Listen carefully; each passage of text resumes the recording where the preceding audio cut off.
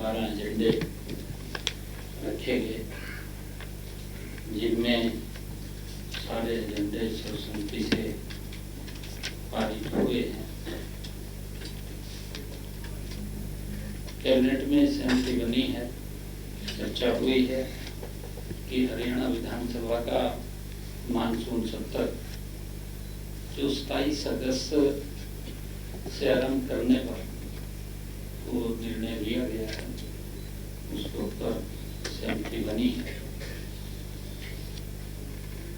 इसी प्रकार जो कैबिनेट के अंदर एजेंडे आए हैं, एक वाटर सिक्योर हरियाणा प्रोग्राम के तहत प्रदेश में जल सुरक्षा, जल संरक्षण और जल प्रबंधन को मजबूत करने के लिए विश्व बैंक के सहयोग से एक महत्वपूर्ण जल परियोजना पर हम कार्य कर रहे हैं। इस परियोजना का मुख्य उद्देश्य है प्रदेश में जल संसाधनों को बेहतर, टिकाऊ प्रबंधन सुनिश्चित करना है, भूजल स्तर में सुधार करना है, किसानों और आम नागरिकों के लिए जल पर्याप्त उपलब्धता सुनिश्चित करना है। इसी उद्देश्य को ध्यान में रखते हुए आज मंत्रिमंडल की बैठक में विश्व बैंक के सहयोग से 5,714 करोड़ 80 लाख रुपए की अनुमानित लागत वाले वाटर सिक्योर हरियाणा प्रोग्राम को मंजूरी प्रदान की गई है। जिन क्षेत्रों में भूजल स्तर कम है, वहां सिंचाई के लिए पर्याप्त पानी जल उपलब्ध करने के लिए यह परियोजना तैयार की जा रही है। इस परियोजना के तहत 15 प्राथमिक सिंचाई क्लस्टरों में लगभग 48.94 लाख एकड़ भूमि को कवर किया जाएगा इस परियोजना के तहत, जिससे लगभग 45 लाख लोगों को प्रत्यक्ष लाभ मिलने की उम्मीद है। इसके साथ ही भूजल रिचार्ज और ट्रीटेड वेस्ट वाटर के पुनः उपयोग रीयूज के माध्यम से जल की उपलब्धता बढ़ाई जाएगी। माइक्रो इरिगेशन को बढ़ावा देना तथा जल भराव वाले क्षेत्रों में सुधार पर विशेष ध्यान दिया जाएगा, ये भी निर्णय किया गया है। आधुनिक तकनीकों के उपयोग से नहर प्रणाली और जल संसाधनों की रियल टाइम मॉनिटरिंग संभव होगी। नहर आधुनिकीकरण के तहत 104 नहर चैनलों का नवीनीकरण किया जाएगा। इसके अतिरिक्त 248 करोड़ रुपए की अनुमानित लागत से 131 नई जल परियोजना संरचनाओं, वाटर बॉडीज का भी निर्माण किया जाएगा। कार्यक्रम के तहत सीवरेज ट्रीटमेंट प्लांट (STP) से ट्रीटेड वेस्ट वाटर के पुनः उपयोग की भी योजना है, जिस पर लगभग 282.13 करोड़ रुपए की अनुमानित लागत आएगी। जो हमारा STPs लगेंगे, STPs के माध्यम से जो पानी ट्रीट होगा, ट्रीट पानी को करके उस पानी को भी कृषि के उपयोग में या कहीं इंडस्ट्रियल जोन के अंदर, जैसे शहर के अंदर ग्रीन बेल्ट है, पौधों में पानी देना है, उस पानी को भी रीयूज किया जाएगा ताकि पीने के पानी बचत हो सके। लगभग 900 करोड़ रुपए की अनुमानित लागत से 620 जल मार्गों के सुधार का कार्य भी किया जाएगा। इसके अलावा 600 करोड़ रुपए की अनुमानित लागत से 120 नहर आधारित माइक्रो इरिगेशन परियोजनाएं भी इस कार्यक्रम में हमने शामिल की हैं। इसी प्रकार वर्टिकल ड्रेनेज, सब सरफेस ड्रेनेज के माध्यम से लगभग 2 लाख एकड़ जल भराव वाली भूमि का सुधार की भी योजना इसमें बनी है। इसके साथ ही लगभग 5 लाख एकड़ में 5 लाख एकड़ क्षेत्र में डायरेक्ट सीडेड राइस DSR को बढ़ावा दिया जाएगा तथा मेरा पानी मेरी विरासत MPMV योजना के तहत लगभग 1.12 लाख एकड़ भूमि में फसल विविधीकरण को प्रोत्साहित किया जाएगा।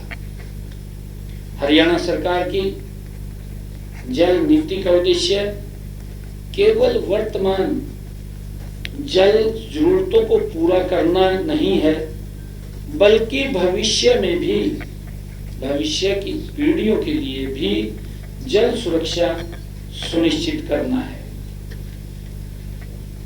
इसी प्रकार आज पूरी दुनिया, जैसा हम जानते हैं, मंत्रिमंडल की बैठक में यह भी निर्णय लिया गया कि भारत को स्टार्टअप नेशन के रूप में आज पूरी दुनिया देख रही है। बीते 11 वर्षों में देश के यशस्वी प्रधानमंत्री आदरणीय नरेंद्र मोदी जी के कुशल मार्गदर्शन में 100 से अधिक यूनिकॉर्न तैयार हुए हैं भारत में, और 1 लाख से अधिक स्टार्टअप पंजीकृत हुए हैं। हमारे देश का सबसे बड़ा सामर्थ्य हमारी युवा शक्ति है।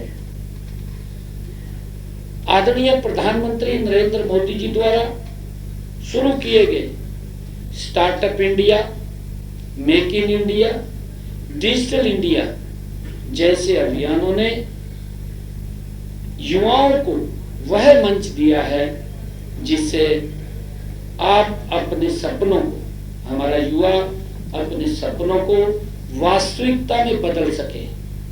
आज हरियाणा देश में स्टार्टअप की संख्या में 7वें बड़े राज्य के रूप में उभरा है। वर्तमान में हरियाणा में 11,900 मान्यता प्राप्त स्टार्टअप्स हैं। 2022 में हरियाणा में कुल 3,910 स्टार्टअप थे। इनमें से 1,760 महिला स्टार्टअप थे, जो कि कुल स्टार्टअप्स का 45% थे। मुझे खुशी है कि आज हरियाणा प्रदेश में 19 यूनिकॉर्न कंपनियां हैं। इसके अलावा 250 से अधिक फॉर्च्यून 500 कंपनियां भी यहां हैं।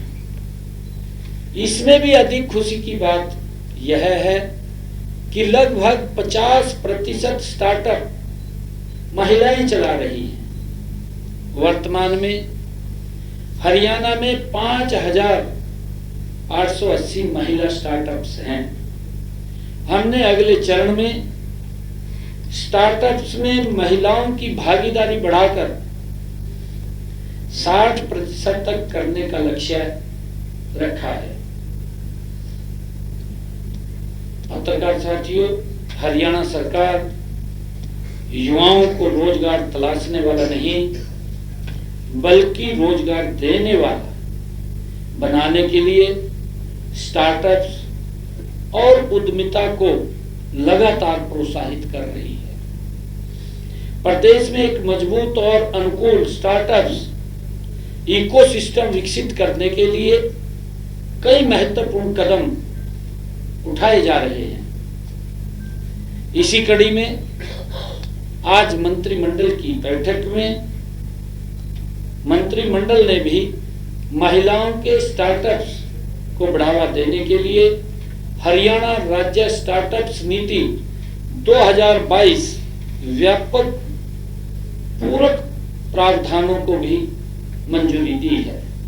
इन प्रावधानों में महिलाओं उद्यमियों को विशेष लाभ मिलेगा। महिला नेतृत्व वाले स्टार्टअप्स को 1 वर्ष तक लीज किराए पर 50% सब्सिडी मिलेगी, जिसकी अधिकतम सीमा 10 लाख रुपए होगी।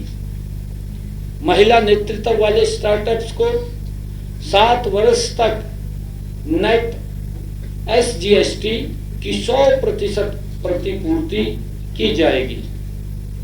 सामान्य स्टार्टअप्स को 7 वर्ष तक SGST की 50% पूर्ति का लाभ मिलेगा। टेक्नोलॉजी लाइसेंस ट्रांसफर के लिए 10 लाख रुपए तक सहायता देने का प्रावधान किया गया है। और इसी प्रकार हस्तशिल्प, पारंपरिक वस्त्र, पर्यावरण अनुकूल ग्रामीण उत्पाद, आयुर्वेद आधारित स्वास्थ्य उत्पाद और स्वदेशी खाद्य उत्पादों से जुड़े महिला स्टार्टअप्स को 50,000 से 1 लाख रुपए तक सूक्ष्म अनुदान मिलेगा। देश में आयोजित होने वाले इवेंट और प्रदर्शनियों में भागीदारी के लिए सामान्य स्टार्टअप्स को 5 लाख रुपए वार्षिक तथा महिला नेतृत्व वाले स्टार्टअप्स को 7 लाख रुपए वार्षिक तक की सहायता भी दी जाएगी। इसी प्रकार गुणवत्ता प्रमाण पत्र प्राप्त करने वाले स्टार्टअप्स को लागत की 50% एक मुश्त प्रतिपूर्ति की जाएगी, जिसकी अधिकतम सीमा 25 लाख रुपए होगी। इसी प्रकार स्कूल स्तर पर नवाचार व उद्यमिता को बढ़ावा देने के लिए विद्यार्थियों को 10,000 डू इट योरसेल्फ किट वितरित की जाएगी। हरियाणा में विश्व स्तरीय H-Hub इंक्यूबेटर स्थापित किया जाएगा, जिसमें स्टार्टअप्स, कारपोरेट और शैक्षणिक संस्थाओं का सहयोग भी होगा। सरकारी खरीद में हरियाणा के पात्र स्टार्टअप्स के लिए विभागीय वार्षिक खरीद का 10% हिस्सा रिजर्व किया जाएगा। हरियाणा में कार्यरत कारपोरेट कंपनियों को स्थानीय स्टार्टअप्स के साथ पायलट परियोजनाएं शुरू करने के लिए 10 लाख रुपए तक मैचिंग ग्रांट भी दी जाएगी। निजी निवेश बढ़ाने के लिए सीड फंड मैचिंग प्रावधान के तहत प्रत्येक 25 लाख रुपए के निजी एंजल निवेश पर 25 लाख रुपए तक सह निवेश या मैचिंग ग्रांट दी जाएगी। इसी प्रकार विश्वविद्यालयों और पॉलिटेक्निक के विद्यार्थियों को स्टार्टअप्स में अप्रेंटिसशिप के लिए प्रोत्साहन देने के लिए स्टार्टअप्स को प्रति अप्रेंटिस प्रति माह 7500 रुपए से तक के वजीफे की 50% प्रतिपूर्ति की जाएगी। यह सुविधा प्रत्येक इकाई अधिकतम 50 अप्रेंटिस प्रति वर्ष तक सीमित होगी। क्लाउड कंप्यूटिंग और डेटा स्टोरेज खर्च पर अब 75% प्रतिपूर्ति की जाएगी, जिसकी अधिकतम सीमा 25 लाख रुपए सालाना 5 वर्ष तक होगी।